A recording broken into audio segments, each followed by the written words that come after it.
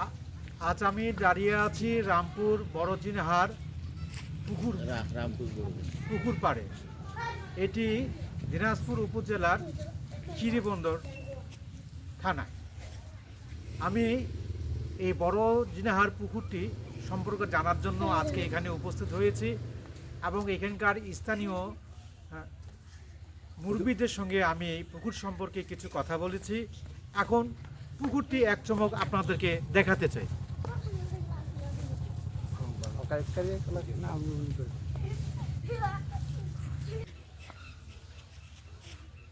এই পুকুর শুধু পানি নয়, এটা একটা গ্রামের জীবন, স্মৃতি আর ইতিহাস। চাচা আসসালামু আলাইকুম, আপনার নাম কি? ওয়ালাইকুম সালাম, আমার নাম মোহাম্মদ একরামুল হক। আচ্ছা চাচা, আপনাদের এই গ্রামের নাম কি? এই গ্রামের নাম ওই যে সামনে স্কুল আছে আমাদের রামপুর বড় জিনেহার। আচ্ছা, আপনার যে পিছনে যে পুকুরটি যে রয়েছে আপনার পিছনে, জি জি। এই পুকুর সম্পর্কে আপনার স্মৃতি কি, কিছু বলবেন কি এই বিষয়ে? এই পুকুর সম্পর্কে তো এইটা পুকুর বহু পুরুনা, আমাদের বাপ দাদু তো বলতে পারবি কি না। এইখানে মনে করেন পুকুরে যে আগে আমাদের ছোটকালে আমরা যে চলাফিরে করছি, গা গোসল করছি, এই যে গরু বাছুর দামের উপর দিয়ে বাড়াইছিল। তারপর মনে করেন এই যে মাছ চাষ, এখনও মাছ চাষ হচ্ছে প্রচুর। তো তারপরে এইটার পানি দিয়ে মনে করেন আশপাশ কিছু জমি রবি শস্য আবাদ হয়।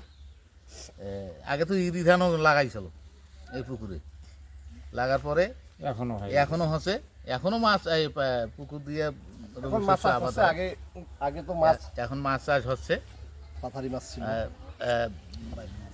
এখন বিভিন্ন জাতের মাছ। আচ্ছা চাচা, এই পুকুরটি আনুমানিক জল সহ ডাঙ্গা সহ কত বিঘা হতে পারে?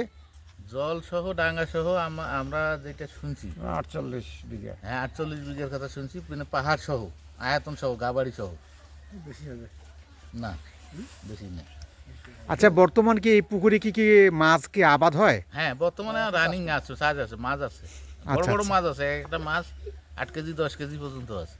কি কি মাছ বলতে পারবেন, কি কি মাছ এখানে আবাদ আছে হচ্ছে? মাছ পাঙ্গাস আছে, তারপর রূপসাদা আছে, আচ্ছা সিলভার কাপ আছে, ব্রিগেড আছে, হাঙ্গরি আছে, বিভিন্ন জাতের মাছ আছে। আচ্ছা আচ্ছা আচ্ছা, এই মাছ যখন মারে এখানে এই পুকুরে, তখন কি মাছ ধরা কি আপনারা কি দেখেছেন এক একটা মাছ হ্যাঁ, মানে হ্যাঁ, কত হ্যাঁ, বড় বড়?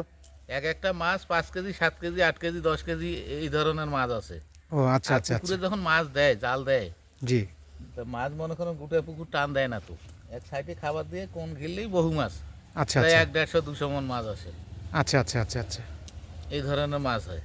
আচ্ছা, এই পুকুরের বয়স সম্পর্কে কি আপনি কি কিছু বলতে পারবেন? এই পুকুরে আনুমানিক বয়স কত হতে পারে? এই বয়স তো আমরা বলতে পারবো না, কারণ আমাদের বাবারাও বলতে পারে না যে বয়স কতদিন।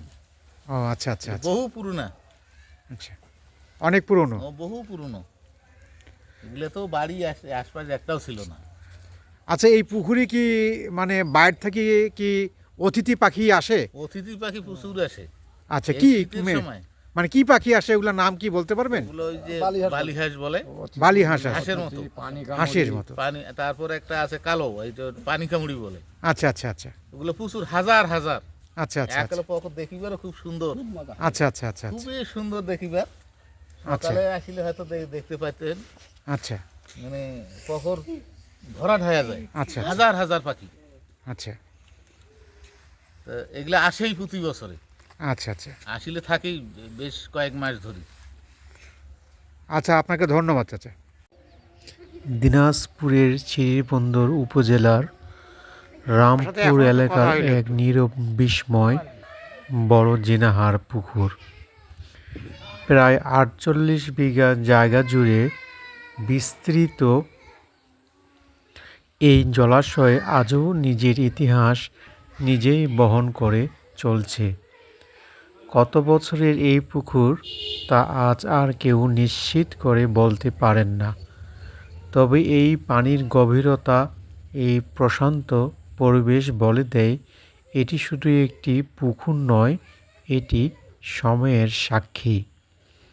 এই পুকুরে চাষ হয় বড় বড় দেশি মাছ, 5-7 এমনকি 10 কেজি ওজনের মাছও দেখা যায় এখানে। স্থানীয়দের জীবিকায় এই পুকুরের ভূমিকা অপরিসীম। শীত এলে এই পুকুরে আসে হাজার হাজার অতিথি পাখি, যাদের আমরা চিনি বালি হাঁস নামে, পানিকৌড়ি নামে। চারপাশের গাছপালা, জল আর আকাশ সব মিলিয়ে বড় জিনাহার পুকুর যেন প্রকৃতির এক জীবন্ত গল্প।